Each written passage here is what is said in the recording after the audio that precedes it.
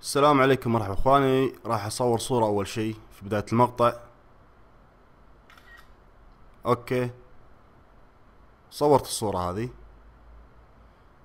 حلو. الحين راح ابدأ الشرح في الموضوع هذا ان شاء الله. ابل نزلت اللي هو خدمة الاي كلاود حق اللي هو النظام الاي او اس 5 لجميع اجهزة اللي هو الاي ديفايسز، وهي ميزة ممتازة جدا اذا كنت انت تملك اكثر من جهاز، في مثل حالتي هذه الاجهزة قدامكم هذه، وفي عندي اجهزة اخرى. ميزتها انك تقدر تسوي اللي هو ستريمينج حق اللي هو الصور، او اللي هو مشاركة الصور بين الاجهزة كلها عن طريق اضافة حسابك الخاص في ابل ستور في جميع الاجهزة. فبالتالي الصورة اللي صورناها مثل ما شفنا في اول مقطع راح تنتقل حق جميع اجهزة اللي هو الاجهزة الخاصة اللي تملكها، وهذه ميزة الخدمة والمفترض منها يعني، اضافة لميزة اللي هو فايند ماي فون والميزات الاخرى في الاي كلاود.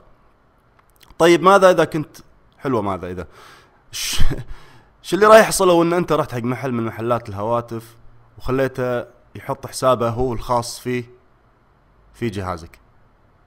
اي صورة راح تصورها طبعا راح تروح عنده، بديهي صح؟ خلينا نشوف الصورة وين اللي صورناها قبل شوي، وين راحت. المفروض انها تتوفر هني، والمفروض انها تتوفر في الجهاز اللي هني، لاني انا ضايف حساباتي في هذه الاجهزة.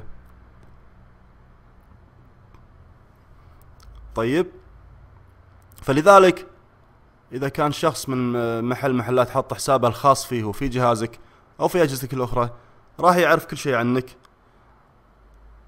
راح يعرف وين متواجد انت عند خدمة اللي هو فايند ماي فون، راح يشوف كل الصور اللي قاعد تصورها، راح يعرف البوك مارك المواقع اللي قاعد تدشها، راح يشوف الكالندر مالك، وراح يشوف الكونتاكت والارقام اللي عندك والميل وهكذا.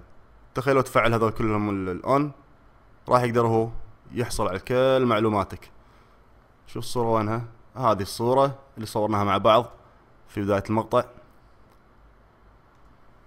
وكذلك في الجهاز الآخر هذه الصورة اللي صورناها. حلو. طيب شو المفروض انك تسوي؟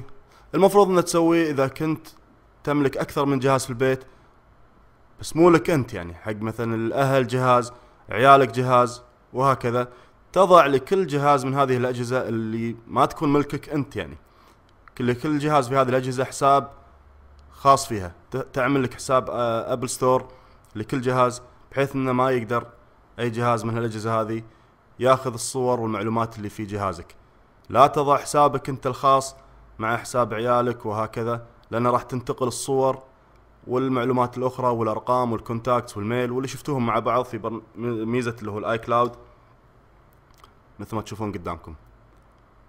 فلذلك نصيحتي لكم، لا تروحون حق محلات هواتف وتسوون عندهم ما يدعون انه برمجة، وهم ابعد ما يكون عن كلمة برمجة، لانهم راح يحطون حساب خاص فيهم، وبالتالي راح يقدر يتمكن انه يحصل على جميع معلوماتك وصورك. مثل ما شفنا مع بعض، انتقلت الصورة من الجهاز للأجهزة الأخرى، وهذه ميزتها، يعني إذا كانت الأجهزة كلها لك ما في ضرر، وهو الغرض منها. تحرص من الشيء هذا. حاول انك لا تشارك مع بعض في البيت مع اهلك ومع عيالك وكذا بنفس الحساب، وكذلك لا تروح محلات، لانه راح يحط لك حساب واحد، وبالتالي هو قاعد في المحل يشغل كمبيوتر وقاعد يتفرج الصور قاعد تصورها. خصوصا انا ما كنت اعرف، يعني عفوا انا احترم كل شخص، لكن في ناس كثيرين لغايه الحين يعني ما هم قادرين عقلتهم يستوعبون الموضوع. تخيل ان اذا ما تعرف انت قاعد تصور وكله قاعد يندز حق ابو الشباب قاعد في المحل ويتفرج على راحته.